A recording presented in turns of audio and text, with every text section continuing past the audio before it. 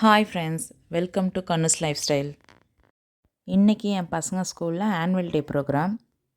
அதனால் morning breakfast சீக்கிரம் முடிச்சுட்டு லன்ச் உடனே ஸ்டார்ட் பண்ணுற மாதிரி ஆயிடுச்சு. 2 பேருமே பார்ட்டிசிபேட் பண்ணுறாங்க. சாமுக்கு 12:30க்கெலாம் வேன் வந்துடும். அதனால் ஏர்லியாக லன்ச் ரெடி பண்ண ஸ்டார்ட் பண்ணிட்டேன். மகிக்கு பஸ்ஸு 2:30 தான், அதனால் எந்த பிரச்சனையும் இல்லை. சாமுக்காக சீக்கிரம் ரெடி பண்ண வேண்டியதாக போச்சு.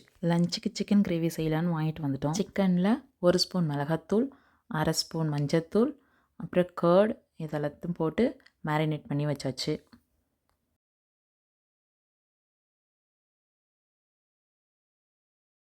நான் இன்றைக்கி நல்லெண்ணெயில் தான் செய்ய போகிறேன். அதில் கிராம்பு, 2 ஏலக்காய், பட்டை, கொஞ்சம் சோம்பு, அதோட கொஞ்சம் சீரகமும் போட்டுக்கிட்டேன்.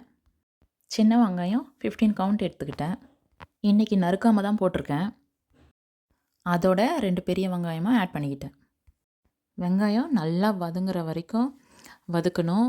அதாவது கோல்டன் ப்ரௌன் வரும் இல்லையா, அந்த கலரில் வந்த உடனே நல்லா வதக்கி விட்டுட்டு அது கூட கறிவேப்பிலையும் ஆட் பண்ணிட்டு வச்ச இஞ்சி பூண்டு பேஸ்ட்டையும் ஆட் பண்ணிக்கணும்.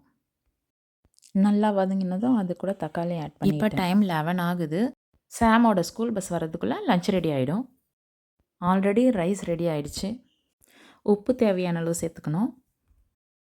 இப்போ மேரினேட் பண்ண சிக்கன் கூட மசாலாலாம் சேர்த்துக்கலாம். தேவையான அளவு மிளகாத்தூள், தனியாத்தூள், கரம் மசாலா, சீரகத்தூள் சேர்த்துக்கணும். இதெல்லாம் ஆட் பண்ணிவிட்டு நல்லா வதக்கி விட்டுட்டு கொஞ்சம் தண்ணி ஆட் பண்ணிக்கலாம். நமக்கு கிரேவியாக வேணும்னா கொஞ்சம் தண்ணி ஆட் பண்ணிக்கலாம், இல்லைனா ட்ரையாக வேணும்னா தண்ணி ஆட் பண்ண தேவையில்லை. இப்போ நான் கிரேவி தான் செய்கிறேன், அதனால் கொஞ்சமாக தண்ணி ஆட் பண்ணிக்கிறேன். நல்லா மிக்ஸ் பண்ணி விட்டுட்டு சிக்கன் குக் ஆகிற வரைக்கும் சிம்மில் வச்சு மூடி போட்டு வச்சிடலாம். சாம் இப்போ ஃப்ரெஷ்ஷாக தலை குளிச்சுட்டு ரெடி ஆகிட்டா. இப்போ லஞ்சு முடிச்சுட்டு கிளம்ப வேண்டியது தான். அது கூட கடைசியாக இடித்து வச்ச பெப்பரை தூவிட்டு கொத்தமல்லி தழையை தூவிட்டு ஸ்டாப் பண்ணிடலாம்.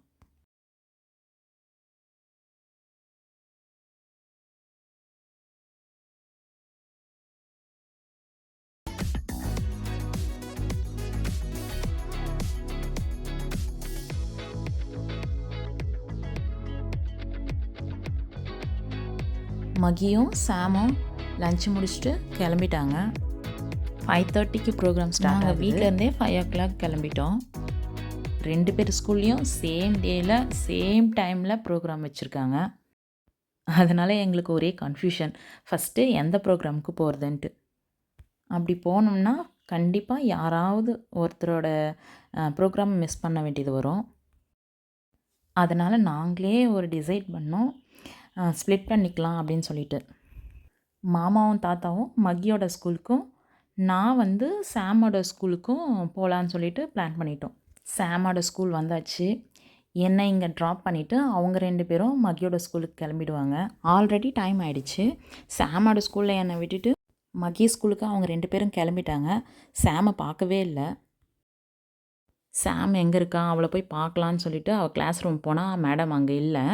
சரி எங்கே இருக்கான்னு சொல்லிட்டு தேடினா மேடம் பிஸியாக அங்கே அவங்க ஃப்ரெண்ட்ஸ் கூட ஐஸ்கிரீம் சாப்பிட்டுட்ருக்காங்க. ஃபஸ்ட் டைம் சாரீ கட்டியிருக்கா, அதனால் ஃபோட்டோ எடுக்கலான்னு பார்த்தா ஷையாக ஓடிட்டே இருந்தா, பக்கத்துலேயே வரவே இல்லை. ஒரு வழியாக அவங்க ஃப்ரெண்டோட பேரண்ட் வந்து கூப்பிட்டு நிற்க வச்சு எடுத்தாங்க. அதனால் மேடம் போய் நின்னாங்க, இல்லைன்னா அந்த ஃபோட்டோ கூட நின்று இருக்க மாட்டாங்க. ப்ரோக்ராம்லாம் பார்த்திங்கன்னா செம்மையாக இருந்துச்சு. சாம் ரொம்ப அழகாக இருந்தா, டான்ஸ் கூட சூப்பராக ஆடினா. என்னென்னா 2 பேர் ஸ்கூல்லையும் வேறு வேறு டேட்டில் ப்ரோக்ராம் இருந்துச்சுன்னா ரொம்ப நல்லா இருந்திருக்கும். மகியோட ப்ரோக்ராம் மாமா வீடியோ எடுத்துகிட்டு வந்தாங்க, அதில் தான் பார்க்க முடிஞ்சு. ப்ரோக்ராம் முடிஞ்சு எல்லாம் ஒன்றா வீட்டுக்கு கிளம்பிட்டோம். அவனை நிற்க வச்சு ஒரு ஃபோட்டோ எடுக்க அவன் காட்டவே இல்லை. டயர்டாக இருக்குன்னு ஃபேஸ் காட்டவே இல்லை அவன். நாங்கள் வீட்டுக்கு வரவே அரௌண்ட் 10 o'clock வெளியவே பரோட்டா வாங்கின்னு வந்துட்டு மதியம் செஞ்ச கிரேவியை வச்சு சாப்பிட்டுட்டோம். ஃப்ரெண்ட்ஸ், இந்த வீடியோ உங்களுக்கு பிடிச்சிருந்தா கமெண்ட் பண்ணுங்கள், லைக் அண்ட் சப்ஸ்கிரைப்.